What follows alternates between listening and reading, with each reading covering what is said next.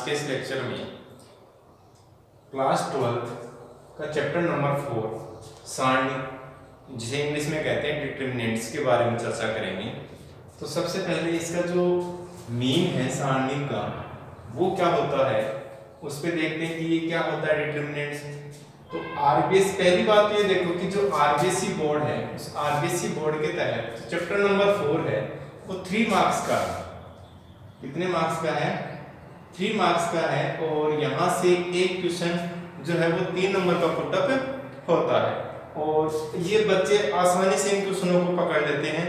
इनमें से जो नंबर कटने के चांसेस बिल्कुल भी क्या होते हैं, 0 होते हैं। यानी यहाँ से आप 3 नंबर क्या कर सकते हो, प्राप्त कर सकते हो। तो यहाँ से देखो स्टार्ट करते हैं अपन सारणी के लिए डिटरमिनेंट्स क्या होता है। तो देखो इसको समझने की कोशिश करते हैं अपन। जैसे अपने पास में मान लो कोई समीकरण निकाय है, अपने पास में क्या है, कोई समीकरण निकाय और उस समीकरण निकाय में अपने पास में कोई इक्वेशन है a1x plus b1y is equal to c1 और दूसरी इक्वेशन है a2x plus b2y is equal to c2। तो इन समीकरण निकाय को मैं निम्न प्रकार से क्या कर सकता हूं, व्यवस्थित कर सकता हूं, यानी व्यक्त कर सकता हूं। वो किस प्रकार से व्यक्त कर रहा हूं, इसको मैं सारणी के रूप में, इसको मैं आव्यूह के रूप में व्यक्त कर रहा हूं। तो देखो क्या होगा, a1 b1 a2 b2 और इसके पर मल्टीप्लाई में है कोई आव्यूह x y और ये किसके इक्वल होगा, c1 और c2 के इक्वल होगा। यानी इन समीकरण निकाय को मैंने इस रूप में व्यक्त कर दिया और यहां से जब इसको आप सोल्व करोगे तो आपको ये समीकरण निकाय ही प्राप्त होंगी। इन समीकरण निकाय के जो अद्वितीय हल होते हैं वो अद्वितीय हल होते हैं या नहीं होते, इसकी जानकारी हमें कहां से मिलती है, यहां से मिलती है कि जो संख्या अपने पास में प्राप्त होती है a1 b2 minus a2 b1, ये जो संख्या है, यानी कि ये जो कोई भी संख्या अपने को मिली है वो इस समीकरण निकाय के अद्वितीय हल होने या नहीं होने के बारे में अपने को क्या करती है, बताती है। अगर ये जो संख्या है तो अपन ने तो याद करो क्लास 10th में भी पढ़ा था कि a1 अपॉन में a2 नॉट इक्वल टू क्या हो, b1 अपॉन b2। या फिर अपने पास होता था कि यहां से देख लो a1 b2 minus a2 b1, वो क्या नहीं होना चाहिए, 0 के इक्वल नहीं होना चाहिए। तो फिर इन समीकरण निकाय के क्या होते हैं, अद्वितीय हल होते हैं।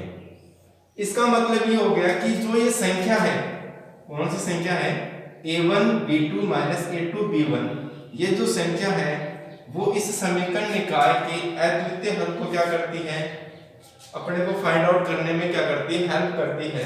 तो ये जो संख्या है वो किससे संबंधित है, इस आव्यूह से संबंधित है।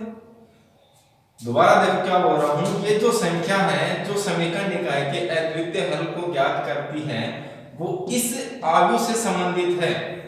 यानी कि जो आव्यूह आपके पास में है वो आव्यूह a मैंने मान लिया और वो क्या है, a1 b1 a2 b2 है। तो ये जो संख्या है वो इस आव्यूह से संबंधित है। तो फिर आव्यूह a से संबंधित जो सारणिक होगा, जो सारणिक a होगा, जिसे a के बीच में, यानी अगर कोई दो एरो के बीच में अगर मैं a रख दूं तो ये भी क्या किसको दर्शाता है, सारणिक को दर्शाता है। या फिर इसको BETA करके भी दर्शा सकते हैं। तो वो सारणिक a कहलाता है और वो क्या होता है, वो होता है a1 b1 a2 b2 होता है। यानी कि ये जो अद्वितीय हल हमने प्राप्त किया है इस संख्या से, वो इस आव्यूह से संबंधित है। तो फिर इस आव्यूह से संबंधित जो सारणिक होती है, जो डिटरमिनेंट होता है, वो क्या होता है, ये होता है। इस डिटरमिनेंट में अपने पास में देखो 2 पंक्तियां हैं और 2 ही क्या हैं, स्तंभ हैं। इसमें 2 तो पंक्तियां हो गई और 2 ही क्या हो गई, स्तंभ हो गई। और जो a1 b1 a2 b2 है वो इस सारणी के क्या है, अवयव है। इसकी प्रथम पंक्ति में जो अवयव है वो है a1 b1 और इसकी द्वितीय पंक्ति में जो अवयव है वो है a2 b2। इसके प्रथम स्तंभ में जो अवयव है वो है a1 a2 और द्वितीय स्तंभ में जो अवयव है वो है b1 b2। यहां से एक चीज और देखो आप कि जो भी सारणिक होती है वो क्या होती है, केवल और केवल वर्ग आव्यूह की होती है। तो अपन ने देखा था कि किसी भी समीकरण निकाय के अद्वितीय हल को अगर अपने को ज्ञात करना है तो उस निकाय में उपस्थित जितने भी चर होते हैं उतनी ही अपने को किसकी आवश्यकता होती है, समीकरण की आवश्यकता होती है। तो यहाँ पे जितने समीकरण बनेंगे, जितने चर हैं उतने ही अपने को क्या होती है, समीकरण की आवश्यकता पड़ेगी, तो ही उन समीकरण को अपन क्या कर सकते हैं, हल कर सकते हैं। तो इसका मतलब हो गया कि जो सारणिक होगी अपने पास में, उस सारणिक में पंक्तियों की संख्या और स्तंभों की संख्या क्या होगी, बराबर होगी। ये अपने को ध्यान में रखना है। यानी कि जो सारणिक बनेंगे किसी भी आव्यूह A से संबंधित वो केवल और केवल वर्ग आव्यूह से संबंधित ही होंगे। फिर उसके बाद में है कि एक जो व्युत्क्रमणीय आव्यूह होता है वो क्या होता है, अव्युत्क्रमणीय आव्यूह। अव्युत्क्रमणीय आव्यूह क्या होता है कि कोई भी आव्यूह A है आपके पास में, इससे संबंधित जो सारणिक होगा, इस आव्यूह से संबंधित जो सारणिक होगा, डिटरमिनेंट A वो क्या होगा, 0 होगा। यानी कि किसी भी आव्यूह से संबंधित सारणिक का मान क्या होना चाहिए, अपने पास में 0 होता है, तो उसे क्या कहते हैं, अव्युत्क्रमणीय आव्यूह कहते हैं। यहां तक अपने को समझ में आ गया। तो फिर देखो जो सारणिक का डिटरमिनेंट होता है उसकी डेफिनेशन क्या होती है, उस पे अपन चर्चा करेंगे कि सारणिक की डेफिनेशन क्या होती है। देखो अपन ने चैप्टर नंबर 3 जो पढ़ा है, अगर वो अपने को अच्छे से याद है और नहीं भी है तो भी ये समझ में आएगा। केवल इन चैप्टरों को अपने को समझना है, वीडियो को अच्छे से देखना है तो आराम से समझ में आएगा। तो परिभाषा लिख रहा हूं मैं इसकी। देखो परिभाषा क्या होती है सारणिक की, परिभाषा क्या होगी कि यदि कोई आव्यूह A बराबर और ये है aij और वो क्या होगा, n क्रम का वर्ग आव्यूह है, n क्रम का वर्ग आव्यूह है, तो एक अद्वितीय संख्या, कौन सी अद्वितीय संख्या, डिटरमिनेंट aij आव्यूह A की सारणिक कहलाती है, आव्यूह A की सारणिक कहलाती है। अद्वितीय का मतलब हो गया कि उसके जैसा कोई दूसरी संख्या नहीं होगी, यानी एक आपको वो फिक्स मान देगा। तो ये परिभाषा हो गई।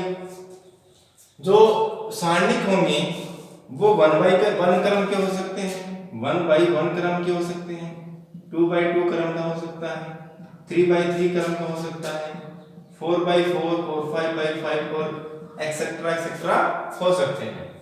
यहां पे जो अपन पढ़ेंगे वो पहले इन तीनों पे चर्चा करेंगे, आगे भी हो सकते हैं लेकिन यहाँ पे 3 से ज्यादा अपन को चर्चा नहीं करनी है। तो ये 1/1 क्रम का हो सकता है, 2/2 क्रम का हो सकता है और 3/3 क्रम का हो सकता है। इस बात पे भी अपन ने चर्चा कर ली कि केवल और केवल ये वर्ग आव्यूह के क्यों होते हैं, क्योंकि मैंने बताया कि समीकरण निकाय की अगर अद्वितीय हल अपने को ज्ञात करने हैं तो जितने समीकरण निकाय में चर उपस्थित होते हैं उतने ही अपने को किसकी आवश्यकता पड़ेगी, समीकरण की आवश्यकता पड़ेगी। इसीलिए जो सारणिक होगा उस सारणिक में पंक्तियों की संख्या किसके इक्वल होती है, स्तंभों की संख्या के इक्वल होती है। तो जो सारणिक होगा वो केवल और केवल किसका होगा, वर्ग आव्यूह का ही सारणिक होगा। तो ये तो इसकी डेफिनेशन है कि यदि कोई आव्यूह a बराबर aij है और वो n क्रम का क्या होना चाहिए, वर्ग आव्यूह हो, तो एक अद्वितीय संख्या aij, अद्वितीय संख्या यानी कि एक यूनिक नंबर जो होगा वो आव्यूह a की क्या कहलाएगा, सारणिक कहलाएगा, और जिसे सारणिक a से या फिर इस सिंबल से या DET यानी डिटरमिनेंट a से या फिर इसके द्वारा दर्शाया जाता है। किसको, सारणिक को दर्शाया जाता है, यानी डिटरमिनेंट्स को दर्शाते हैं। इसके बाद में देखो जो डिटरमिनेंट है उसके अपन जो प्रसार है या उनके जो मान है उनके अपन चर्चा करेंगे कि अगर कोई सारणिक एक क्रम का सारणिक हो उसका मान या प्रसार क्या होता है। ठीक है, तो यहां से देखो वैल्यू ऑफ डिटरमिनेंट्स यानी सारणिक का मान, सारणिक का मान इंग्लिश में कहते हैं इसे वैल्यू ऑफ डिटरमिनेंट्स। और इसमें अपन चर्चा कर रहे हैं एक क्रम के सारणिक, एक क्रम के सारणिक का मान। ऐसे फिर अपन चर्चा करेंगे कि द्वितीय क्रम के सारणिक का मान, और फिर चर्चा करेंगे तृतीय क्रम के सारणिक का मान। तो यहाँ पे अपन एक क्रम के सारणिक के मान की चर्चा कर रहे हैं।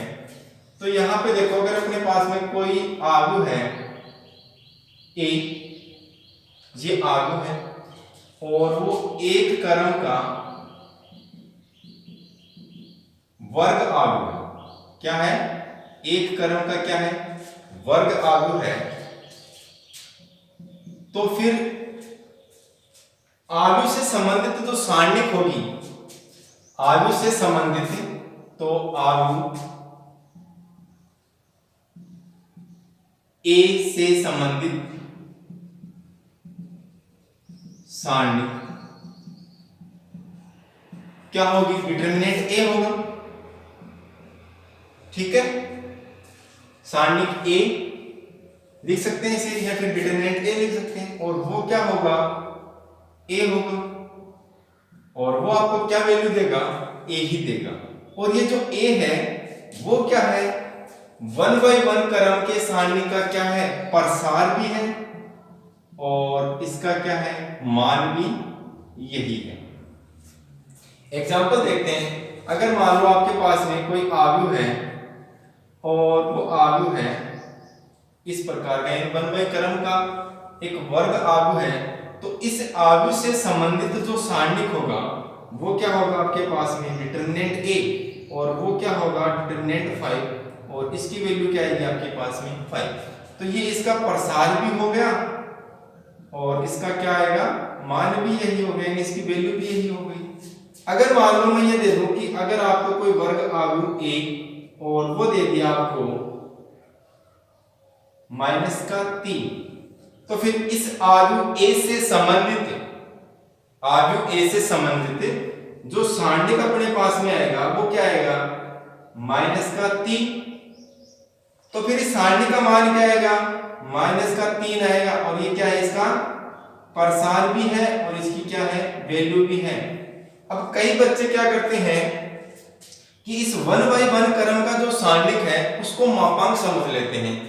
तो यहाँ पे इसको मापांक नहीं समझना है, क्वेश्चन को अच्छे से समझना है कि ये सारणिक का मान है, और सारणिक का मान जो आएगा 1/1 क्रम के सारणिक का मान क्या होता है, वही संख्या स्वयं होती है।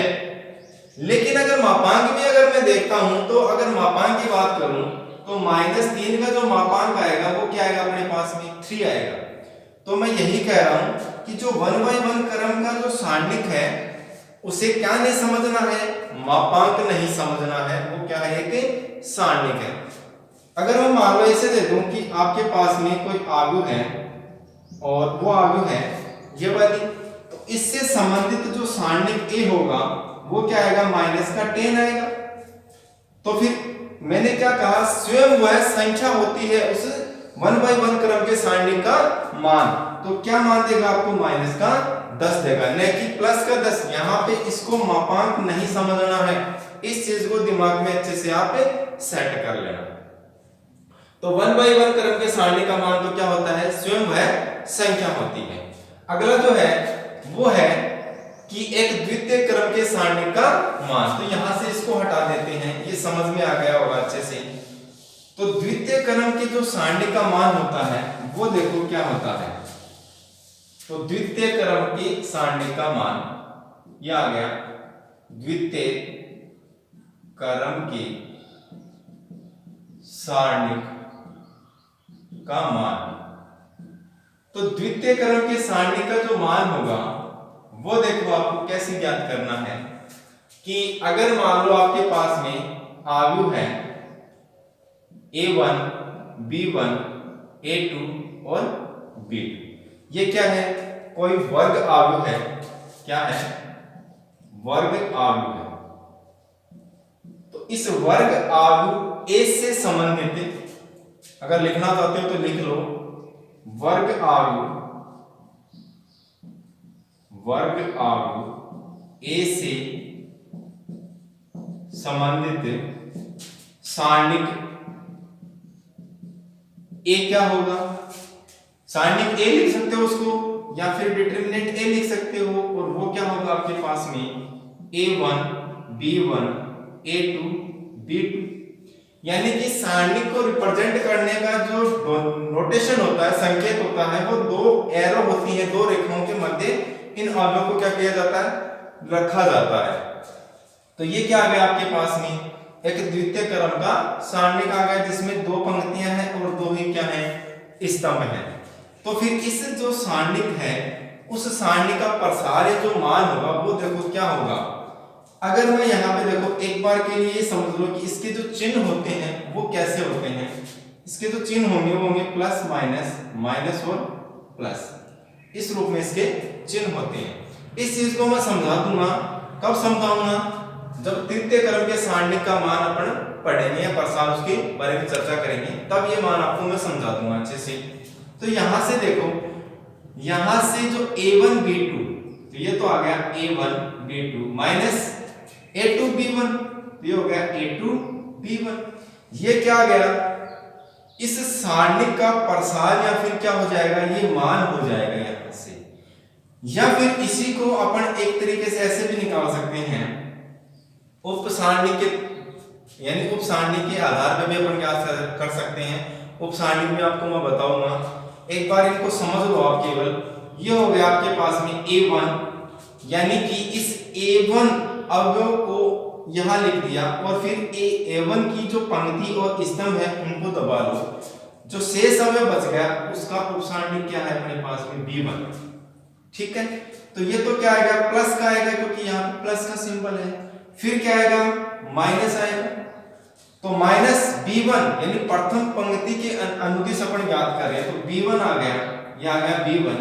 अब इस B1 अवयव के जो संगत पंक्ति और संगत स्तंभ हैं, तो ये संगत पंक्ति और ये आ गया संगत स्तंभ, जो अवयव बच गया उसका उप सारणी क्या हो जाएगा आपके पास में? A2। तो यहां से इसको सोल्व करोगे तो आएगा A1 को ढका, यहां पे देखो तो क्या आएगा? ये B2 आएगा।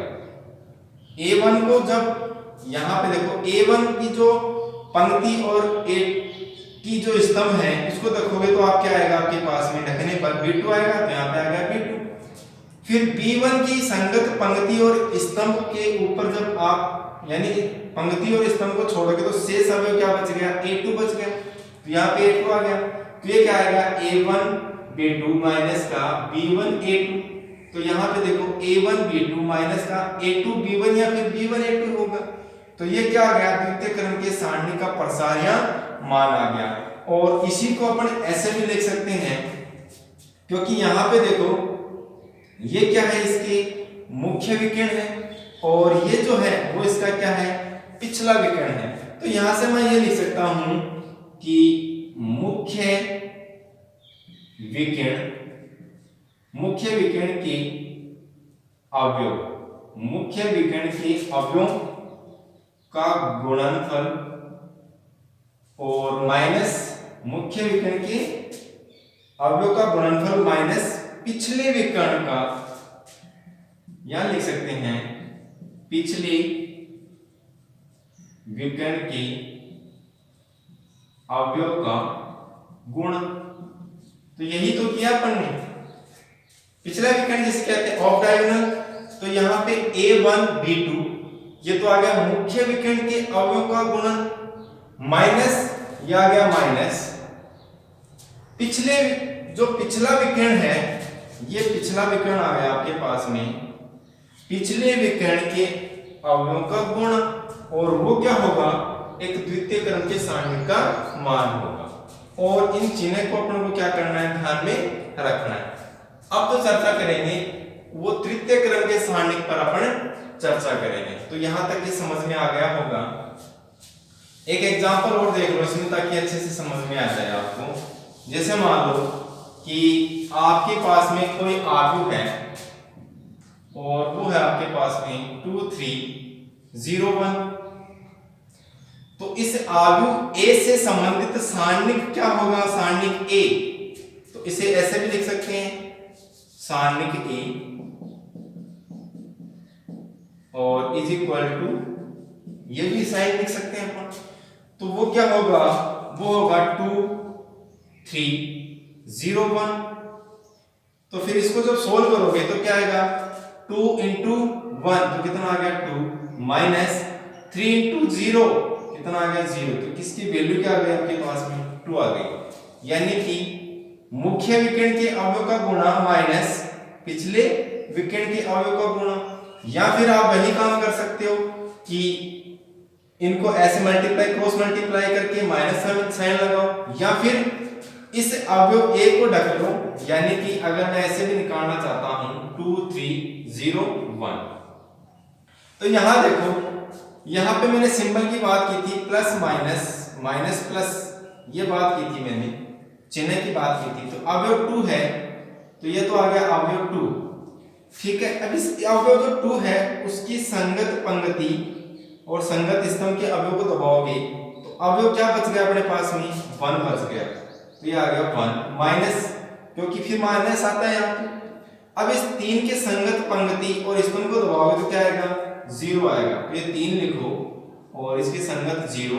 तो यहाँ पे क्या आ गया 2 1 का जो सारणिक होगा वो क्या होगा 1 माइनस 3 0 का 0। तो वैल्यू क्या आ गई आपके पास में 2 माइनस 0 2।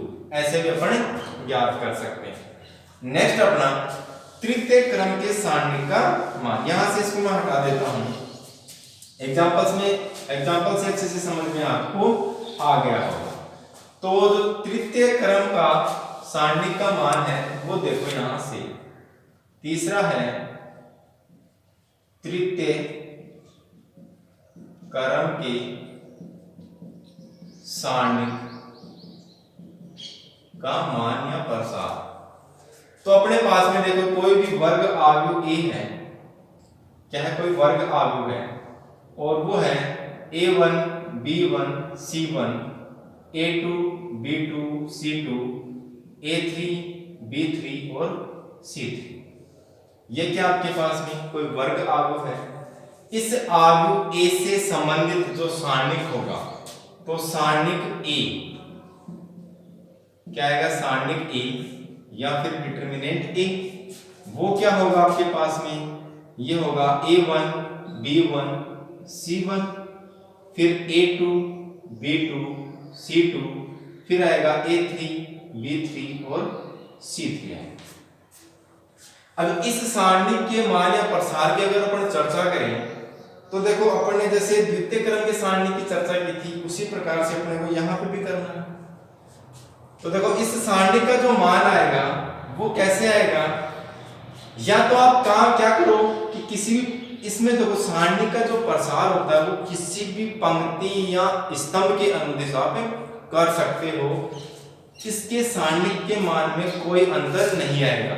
यानी कि अगर आपने इसके प्रथम पंक्ति के अनुदिश इसका प्रसार किया है तो जो वैल्यू आपको देगा वही वैल्यू चाहे आप इसके द्वितीय स्तंभ के अनुदिश प्रसार करोगे तो वही वैल्यू आपको मिलेगी। यहाँ पे इसके चिन्ह की बात और करें अपन तो देखो इसका जो चिन्ह होगा वो देखो क्या होगा, यहां पे इसको मैं लिख सकता हूं प्लस माइनस, प्लस प्लस के नीचे माइनस, माइनस के नीचे प्लस, प्लस के नीचे माइनस, फिर माइनस के नीचे क्या आएगा प्लस, प्लस के नीचे माइनस और माइनस के नीचे क्या आएगा प्लस। ये तो क्या होंगे इसके चिन्ह होंगे। अब देखो यहां पे अगर मैं प्रथम पंक्ति के अनुदिश प्रसार करता हूं यानी a1 b1 और c1 के अनुदिश, तो ये तो आ गया अवयव a1। a1 कैसा है, पॉजिटिव है, ये देखो सिंबल यहां पे लिखे हैं, चिन्ह लिखे हुए हैं, तो ये तो आ गया a1। और यहां पे देखो जैसे अपन ने द्वितीय क्रम के सारणी में देखा था, तो a1 के संगत जो पंक्ति है वो क्या आपके पास में ये वाली पंक्ति है, और a1 के संगत जो स्तंभ है वो ये है। तो शेष जो अवयव बच गए उसका जो सारणिक होगा यानी उप सारणिक होगा वो उस यहां पे लिख दो। तो ये आ गया आपके पास में b2 c2 b3 और c3, a1 हो गया। फिर है b1, तो b1 से पहले क्या आएगा माइनस, तो आ गया माइनस b1। अब वही काम करना अपने को, b1 के संगत जो पंक्ति और स्तंभ है उनको छोड़ दो और शेष जो अवयव बच गए उनको सारणिक में लिख दो। तो इसकी पंक्ति और स्तंभ को छोड़ोगे आप तो क्या आएगा a2 c2, तो आ गया आपके पास में a2 और c2, फिर आएगा a3 और c3, फिर है प्लस, तो आ गया प्लस c1, तो आ गया c1। अब यहां पे देखो c1 के संगत पंक्ति और स्तंभ को दबा लो, जो शेष अवयव बच गए उनकी उप सारणी क्या हो जाएगी a2 b2, ये आ गया a2 b2 a3 और b3। तो ये देखो प्लस माइनस जो आ रहे हैं वो इसी चिन्ह के अकॉर्डिंग आते हैं, ये आएंगे कैसे उस पर भी चर्चा करेंगे, एक बार इसका प्रसार कर लेते हैं। तो ये तो आ गया a1। अब यहां से देखो द्वितीय क्रम का प्रसार अपन ने पहले सीख लिया था, तो यहां से आएगा b2 c3, तो आ गया b2 c3, फिर है माइनस b3 c2, तो आ गया b3 c2, फिर है माइनस का b1 और यहां से a2 c3, ये आ गया a2 c3, फिर माइनस a3 c2, तो आ गया a3 c2, फिर है प्लस c1 और यहां देखो a2 b3, ये आ गया a2 b3 minus a3 b2 a3 b2, और इसको आप क्या कर लो मल्टीप्लाई करके सोल्व कर सकते हो। तो ये मल्टीप्लाई होगा तो आएगा a1 b2 c3 minus a1 b3 c2 minus ये आएगा b1 a2 c3, फिर माइनस माइनस प्लस, ये आ गया b1 a3 c2 plus c1 a2 b3 minus c1 a3 b2। यहां पे आप इनको चाहे प्लस प्लस वालों को एक इकट्ठा कर सकते हैं और माइनस वालों को इकट्ठा कर सकते हैं, ठीक है। अच्छा अपन यहां पे इन चिन्हों की बात कर रहे थे, तो देखो चिन्ह की अगर बात कर रहे हैं तो यहां पे देखो आपके पास में जो आयु था, अगर मैं इस आयु a को इस टाइप का ले लूं, क्योंकि अपन ने पढ़ा भी है ये कि a11 a12 a13 a21 a22 a23 a31 a32 और a33, ये भी वर्ग आ गया। इससे संबंधित जो सारणिक होगी, इससे संबंधित सारणिक मैं यहां लिख रहा हूं, तो ये जो सारणिक होगी वो हो जाएगी a11 a12 a13 और ये आएगा a21 a22 a23 और फिर है a31 a32 और a33। तो यहां पे देखो, यहां पे अपन क्या करने वाले हैं कि जो i और j है यानी i भी पंक्ति और j स्तंभ है उनकी अपन बात कर रहे हैं। अगर i प्लस j क्या होगा सम होगा तो सिंबल कैसा आएगा प्लस का आएगा। अगर i प्लस j क्या होगा विषम होगा तो सिंबल कैसा आएगा नेगेटिव आएगा। कैसा आएगा नेगेटिव आएगा। तो फिर यहां पे देखो a11 यानी i भी पंक्ति j स्तंभ a11 है तो 1 + 1 2 2 कैसा है सम, तो कैसा सिंबल आ गया, प्लस का आ गया। आई भी पंक्ति जेवा स्तंभ, तो आई कितना हो गया 1, जे कितना हो गया 2, कितना आ गया 3, यानी विषम आ गया, सिंबल कैसा आ गया, नेगेटिव आ गया। ये इन्हीं अवयव की तो स्थिति है। फिर है A13, तो 1 + 3 4, और 4 कैसा है सम, तो कैसा आ गया, पॉजिटिव आ गया। आगे है A21, कितना हो गया 3, 3 कैसा है विषम, तो कैसा आ गया सिंबल नेगेटिव। A22 4 है, तो 2 + 2 4 हो गया, सम आ गया, सिंबल कैसा आ गया, पॉजिटिव आ गया। A23 है, तो I का मान 2, J का मान कितना होगा 3, तो कितना आ गया 5, 5 कैसा है विषम, क्या आ गया, माइनस आ गया। ऐसे ही 31 कैसा है, 3 हो गया, 3 + 1 4, और 4 कैसा है सम, तो सिंबल पॉजिटिव। 3 + 2 कितना 5, 5 कैसा विषम, तो कैसा आएगा सिंबल नेगेटिव। 3 + 3 कैसा हो गया 6, और 6 कैसा है सम है, तो क्या आएगा पॉजिटिव। अब आप इस जो अवयव A है उससे संबंधित जो सारणिक था अपना, जैसे मान लो मैंने प्रथम पंक्ति के अनुदिश इसका प्रसार किया है, तो आप किसी भी पंक्ति या स्तंभ के अनुदिश भी इसका प्रसार करोगे तो वैल्यू जो आएगी, प्रसार का जो मान आएगा वो क्या आएगा, यही मान आएगा। केवल यहाँ पे अपने को सिंबल का ध्यान रखना है। जैसे मान लो अगर मैं द्वितीय पंक्ति के अनुदिश अगर मैं प्रसार करूं, द्वितीय पंक्ति के अनुदिश अगर मैं प्रसार करूं, तो यहाँ पे देखो आप द्वितीय पंक्ति क्या है A2, तो सिंबल कैसा आएगा, क्योंकि A2 की स्थिति क्या है 2 1 है, ये दिमाग में अपने को पता होना चाहिए कि स्थिति क्या है 2 1 है, तो फिर सिंबल कैसा आएगा, नेगेटिव आएगा। और अवयव क्या हो गया A2 हो गया, ये आ गया A2, और इसकी उपसारणी, तो A2 की बात कर रहा हूं, तो इसके संगत पंक्ति और इसके संगत क्या स्तंभ को दबाओगे तो आएगा B1 C1, तो आ गया B1 C1 और B3 C3, आ गया B3 और C3। फिर है B2, और B2 कैसा है प्लस, तो ये आ गया B2।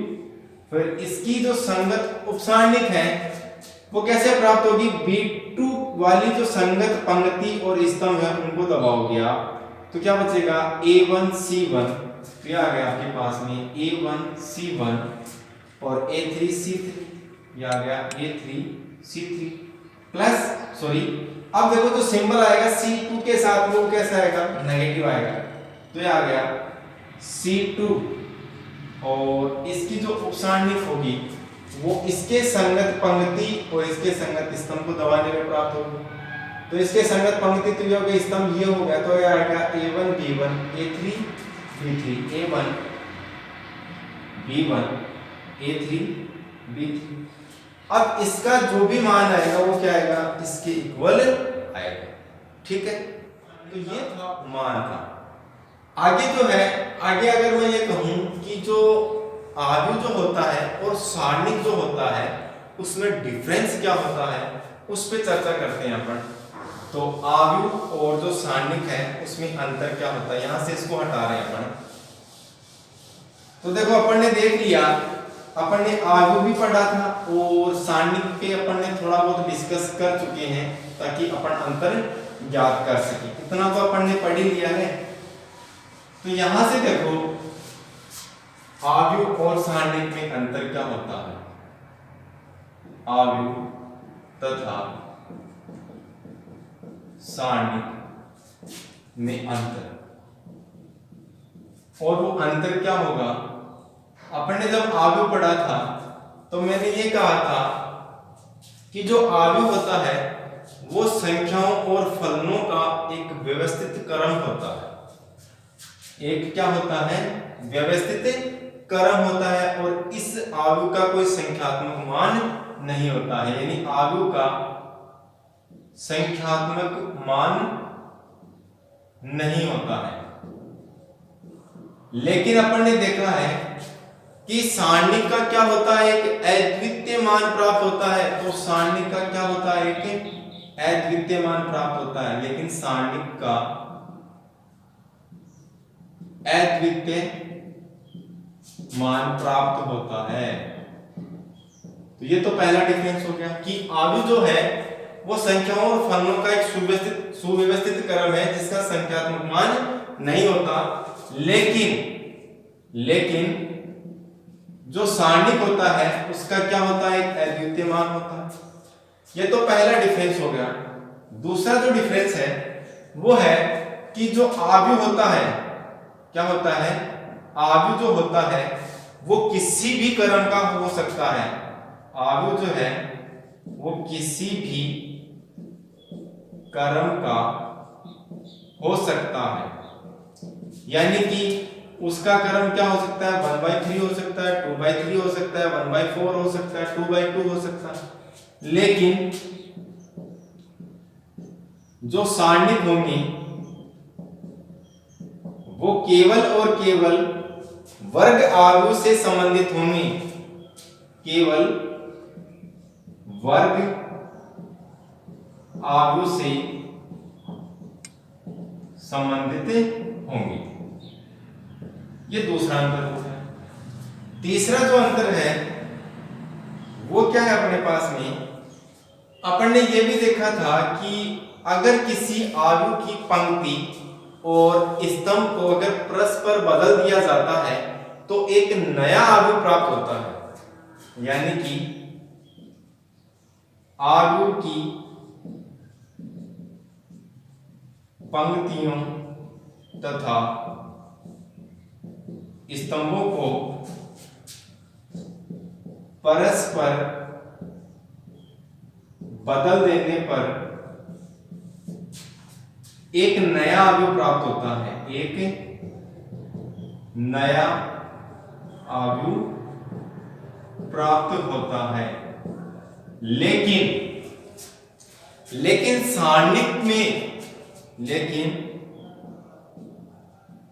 सारणिक में अगर उसकी पंक्ति और स्तंभ को बदल देने पर उसका जो मान आएगा वो क्या आएगा, सेम आएगा। यानी अगर उस सारणी की पंक्ति या स्तंभ को अगर अपन चेंज कर दें और फिर उसका जो मान निकालेंगे तो भी वो क्या आएगा, सेम आएगा, यानी कोई चेंज नहीं होगा। तो ये अपने पास में क्या है, 3 अंतर है। यानी कि यहाँ पे आप लिख सकते हो, मैंने बोल दिया है वो आप लिख सकते हो कि सारणी की पंक्तियां स्तंभ को बदल देने पर उसका जो संख्यात्मक मान आएगा वो मान क्या नहीं होगा, चेंज नहीं होगा। और ये जो मैंने बोला है थर्ड वाला, इसको अपन प्रूव भी करेंगे, आगे डिस्कस करेंगे। तब तक के लिए इस कंसेप्ट को आप अच्छे से समझें। नेक्स्ट जो वीडियो है उस वीडियो में अपन जो उपसारणिक है और जो सेकंड है सारणिक के, उसके ऊपर चर्चा करेंगे।